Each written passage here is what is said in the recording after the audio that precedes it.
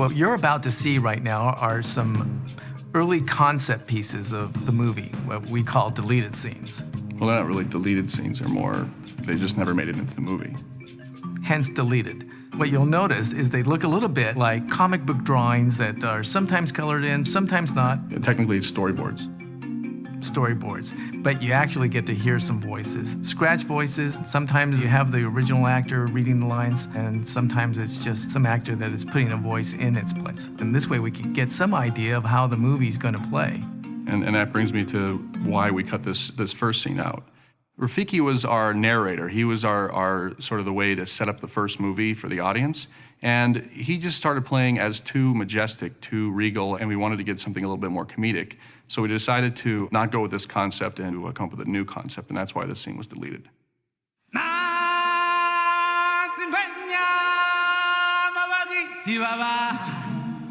Now these are reminiscent of Rafiki's Simba drawing, and these are just all the other animals on the way to the circle of life. It was a glorious sight. Old Rafiki could hardly believe his eyes. All the animals on the move, coming together from the four winds. Who could forget a day like that? Everybody came to celebrate the birth of Simba, Mufasa's boy. You see, it was the circle alive. What's that you say? Oh, you've heard all this before, yeah? You think you know this story? You don't know the half of it. So here's another version of the opening that we tried that we thought was gonna be funnier. But it was funnier, but what happened is it got too complicated, so we abandoned this idea also, and then we ended up going on with the silhouettes. Here we are with the first scene from Lion King 1, only what we did is extended it, and we have more of the animals. And there's Rafiki's tree. We then cut into the inside of Rafiki's tree, and we see the old drawing that Rafiki did of Simba. And the famous Simba drawing sets up his tree.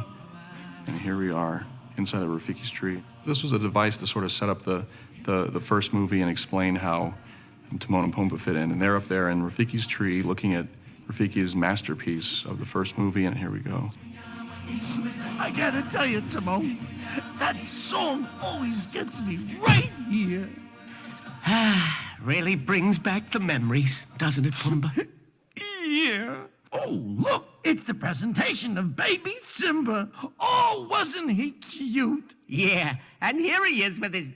Hey, where's his wacky and irresistible sidekicks? That's us. This story revolves around us. As a matter of fact, there wouldn't even be a story if it weren't for us. Let me ask you, who rescued Simba, huh? Who raised him as if he were our very own? And who helped him beat that big jerk, Scar? Psst. Hey, Timon, I kind of think they heard this already. Sure they have, but what about the part they haven't heard? You see, you may think you know this story, but you don't know the half of it. Hey, who said you could draw on Rafiki's tree? Gotta go. What are you, some kind of crosstown nut? So what you're about to see is the first version of Digatana, where we started and then eventually how it got evolved into what's in the movie now. There was an extra verse about a character named Fearless Buzz, and it just was one more character that the audience would have to understand, and we decided to take this out because it was too complicated.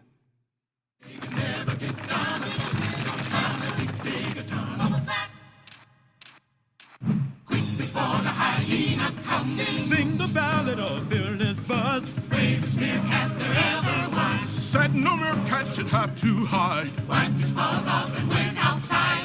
Fought a fearsome hyena back. Beat him till he was blue and black. But forgot hyenas roam in the pack. Meerkat brave equals meerkat snack. Dig a ton, dig a ton, dig a ton, dig a ton, you dig a big a ton, dig a little ton, dig a ton. What was that?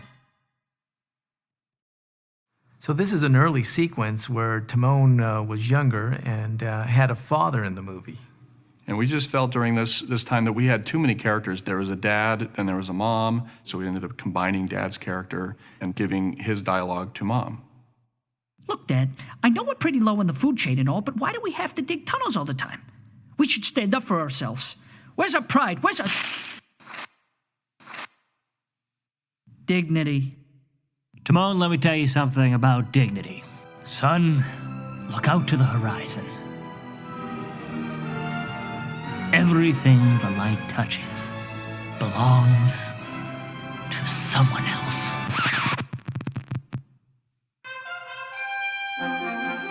I'm sorry, pal, but that's just the way it is. Dignity has nothing to do with it. It's nature's design. We are what we are, and what we are is food for other animals, the consummate prey, movable feast, feared by no one, and eaten by all. But when they die, they become the grass and we eat the grass, right? Not exactly. We can't digest grass. We have sensitive stomachs. You see, Dad? That's what I'm talking about. Why not find a better life? Maybe there's a place out there with no hyenas. A place where we don't have to run or dig tunnels. Timon, this is our home, and I'm proud of those tunnels. Your mother and I dig those tunnels to keep you safe. We dig those tunnels because we love you. You dig tunnels because you're just afraid of everything. Oh, there you boys are. I've got some nice fresh termites all ready for you. Termites again? Oh, feeling braver now, are we? I'll be home late. I've got a tunnel to repair. Was I adopted? Timon, you two are as different as twilight and dusk. I'm tired of doing everything his way. Oh, sweetie. You're almost grown now, and whether your father likes it or not, you'll be making your own way soon. Ah, whatever you do, I know you're gonna make me proud. Do you really think so? Even Dad. Oh, see? It's a jungle out here. If he lives that long. Thanks, Mom. Oh, don't stay out long. This sequence is an earlier version of the movie where it was showing that Timon and his entire family was going to Pride Rock. And that just contradicted Timon's character, because Timon was really the only meerkat to ever venture off and leave the meerkat world alone. He's the brave one, the one who takes the chance, and therefore this scene didn't play anymore for our story, so we decided to delete it and just have Timon go alone.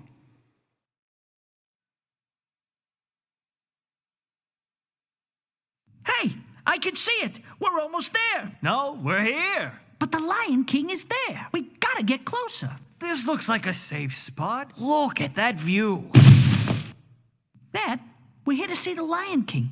We didn't come all this way to sit behind the row of mud flaps. Hey fellas, looky here. A talking seat cushion. Sorry, folks. Timon, pipe down. No funny stuff. This is an early version of the sequence where Timon is setting up the I Want, the All I Need song that's in the movie now. And the reason why we deleted this scene is because Timon was complaining a lot in the movie, and he was always complaining about the meerkat world, and what we ended up changing this to was Timon just daydreaming, going into the fantasy number.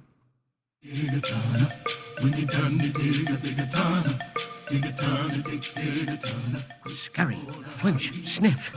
Scurry, flinch, sniff. Scurry, sniff, flinch. Scurry, sniff, flinch. Scurry, flinch. No, wait. How did it go? Flinch, then sniff? Or scratch and sniff? And where does the scurrying come in? I've never scurried. What if I flinch without sniffing? Would it really matter? There are so many unanswered questions. There's more to life than panic, and I've got it all worked out. We may be delicious organic, but so is a cabbage or sprout. I wanna put digging tunnels behind me and live at a new altitude. I'm gonna reach for the stars to remind me that meerkats are not merely food. Here's an early scene where we have Timon and Pumbaa out looking for their new dream home.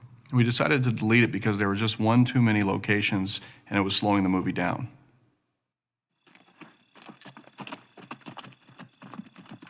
You know, Timon, I once came across a place that might be just what you're looking for. Spectacular waterfalls, set in a lush tropical oasis. A scrumptious array of succulent bugs under every log. There's plenty to eat, and nobody trying to eat you. Hey, forget it, Pumbaa. I'm a realist. And I'm not gonna go chasing after some fantasy. The 60s were good to you, huh, pal? Just do exactly what the magic blue-faced monkey said, and everything will be just gravy. But if you always go beyond what you see, how do you know when you're there? We're there. This is a lovely spot. Lovely, rustic, picturesque. See, Pumbaa, your problem is you gotta learn to think like me. You look around and see nothing but overgrown weeds. I see a cozy little hammock. You see a puddle of mud. I see a reflecting pool. You see an enormous paw print.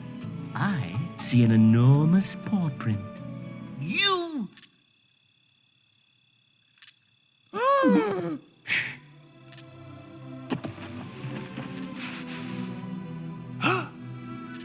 This is either the entrance to the public library or we're in a lot of trouble.